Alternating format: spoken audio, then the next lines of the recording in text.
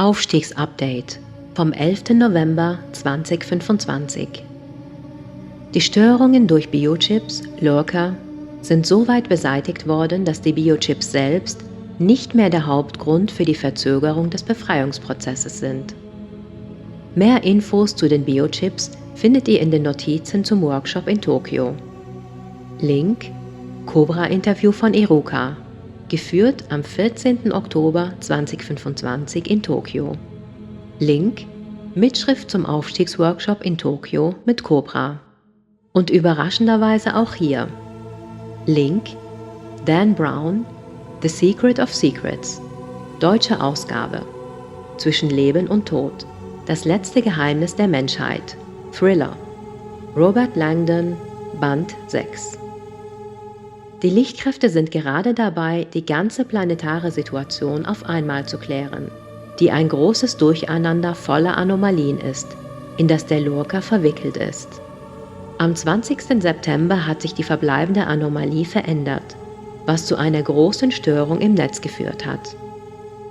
Im Laufe des Oktobers haben die Lichtkräfte die Situation mit relativem Erfolg repariert. Sie haben eine Technologie entwickelt, mit der sie bis zu einem gewissen Grad in den Subquantenbereich sehen und Teile des Lurkers direkt von dort aus löschen können. Bisher hatten die Lichtkräfte keine Ahnung, wie groß die Macht des Lurkers im Subquantenbereich ist, aber das ändert sich jetzt langsam. Sie haben ein Protokoll entwickelt, das den Menschen auf der Oberfläche helfen kann, den Lurker aus ihrem Energiefeld und ihren Lebenssituationen zu entfernen.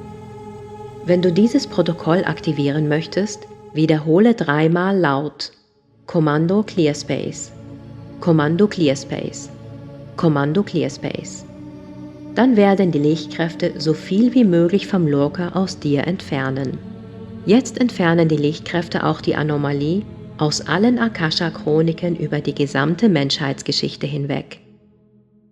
Die Verflechtung des Lurkers mit der Menschheit auf der Oberfläche erzeugt einen dichten, dunklen Energiehalo um die Oberfläche des Planeten, der sich in geringem Maße über das gesamte Sonnensystem bis zur Heliopause erstreckt. Seit dem Aufstiegsportal 1221 im August haben viele Rassen der Galaktischen Konföderation ihre Mutterschiffe in heiligen geometrischen Mustern im ganzen Sonnensystem positioniert, um den Aufstiegsprozess zu unterstützen. Am 7. November, genau als Pluto und Sedna im Trigon standen, ist eine riesige, positive, intergalaktische Flotte aus den Galaxien M87 und M51 im Sonnensystem angekommen. Seit dem 7. November strahlen alle diese Mutterschiffe ein spezielles Atvor-Wendler-Aufstiegsfeld aus, das dem Lurker-Halo aus dunkler Energie entgegenwirkt, der dieses Sonnensystem in den letzten 26.000 Jahren im Abstiegsfeld gefangen gehalten hat. Dieses Atvor-Wendler-Feld löst die kosmische, physische und nicht-physische Nicht-Interventionsanomalie auf, und wenn Atvor-Wendler auf die Erde herabsteigt, werden sehr interessante Dinge passieren. Die Plejadier haben mitgeteilt, dass sie der Bevölkerung auf der Erde ihre Flotte von Mutterschiffen in einer großen Demonstration zeigen wollen. Und sie könnten dies in naher Zukunft tun. Oder auch nicht. Bild mit Text. Zitat: Der Kontakt mit anderen Rassen im Weltall ist eine unausweichliche Konsequenz der Entwicklung der Menschheit. Zitat Ende. Seit der Öffnung des Aufstiegsportals im August arbeiten die Lichtkräfte daran, das Matrixsystem der Gesellschaft auf der Oberfläche abzubauen. Das sieht man am Goldpreis, der direkt nach dem 21. August total hochgeschossen ist. Link: Seit dem Tag, an dem das Portal geöffnet wurde, ist der Goldpreis um 30% gestiegen. Gold ist eine Absicherung gegen den Zusammenbruch des Vertrauens in das System. Und ein Anstieg des Goldpreises ist ein klares Zeichen für einen globalen Zusammenbruch dieses Vertrauens. Seit der Öffnung des Aufstiegsportals berichten etwa 30% der Lichtarbeiter von einer deutlichen Verbesserung ihrer Lebensqualität. Etwas mehr als 60% sagen, dass sich nichts geändert hat. Und für weniger als 10% hat sich das Leben verschlechtert. Die Lichtkräfte haben mitgeteilt, dass wir uns jetzt in einer Phase befinden, in der der Schwerpunkt auf Selbstheilung, tiefer Ruhe und spirituellem Wachstum in Stille liegen sollte. Smaragde sind die perfekten Anker für den Schlüssel zur neuen Erde auf der physischen Ebene, da sie den Archetyp des Paradieses in sich tragen, zu dem die Erde nach dem Aufstieg werden wird. Link: Smaragdtraum. Deshalb ist es jetzt die wichtigste Aufgabe, das Smaragdgitter auf der Oberfläche des Planeten zu erschaffen. Hier findet ihr die Anleitung dazu. Link: Richtlinien für das Smaragdgitter. Link: Infos zur Gitterarbeit, Vergrabungsaktivitäten. Smaragdgitterarbeit ist vor allem in Australien, Russland, Afrika, Kanada und Südamerika wichtig, wo bisher fast keine Smaragde vergraben wurden. Ein besonderer Aspekt der Gitterarbeit sind Aktivatoren, die nur über diesen speziellen Link erhältlich sind. Link: Infos zur Aktivierungsarbeit. Wenn du in den Smaragdstrahl eingeweiht wurdest, hilft deine tägliche Praxis dem planetaren Smaragdgitter maßgeblich. Wenn du einen Smaragd hast, kannst du damit meditieren. Und es gibt auch das Smaragdschutzprotokoll für dein Zuhause, das machtvoll, recht einfach und für alle kostenlos ist. Link: Smaragdschutzprotokoll für dein Zuhause. Link: YouTube. Die Lichtkräfte und die Whiteheads machen weiter mit ihren physischen Operationen auf der Oberfläche. Einige Quellen sagen, dass die Medizinbetten im Januar freigegeben werden. Link: Projekt Wiedergeburt. Medizinbettenkrankenhäuser sind voll funktionsfähig. Öffentliche Einführung am 1. Januar 2026. Mr. Poole.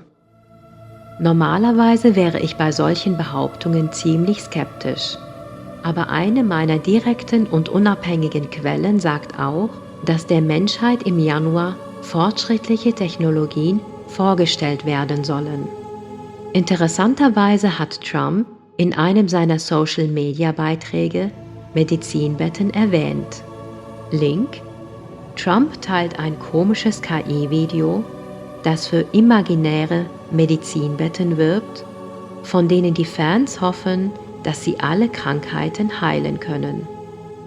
Link: Donald Trump postet und löscht dann ein KI-Video von sich selbst, in dem er die Medizinbetten-Verschwörungstheorie anheizt. Link: Caroline Leavitt findet Trumps inzwischen gelöschten Beitrag über die magischen Allheilmittel Medizinbetten echt cool, ganz schön erfrischend. Die Lichtkräfte und die Whiteheads sind dabei, die Biolabore zu räumen. Link: Über 100 BSL-4 Biowaffenlabore sind jetzt weltweit in Betrieb. Weitere sind im Bau. Journal of Public Health. Die Kinder zu retten. Link: Eilmeldung. 300.000 Kinder sind unter Biden verschwunden. Jetzt hat die Taskforce von Präsident Trump 58.000 gerettet und deckt das 6 Milliarden $ Menschenhandelsnetzwerk der globalen Elite auf. Gitterarbeit in Washington D.C. zu machen. Link: Video, exklusives Update. Trumps neuer Ballsaal im Weißen Haus macht das Kontrollnetz der Freimaurer unter Washington D.C. kaputt. 200 Jahre alte rituelle Kraftlinien der Elite, freimaurerische Fundamentkanäle und okkulte Architektur werden endgültig abgeschafft. Link: Der Trump-Ballsaal ist nicht das, was du denkst.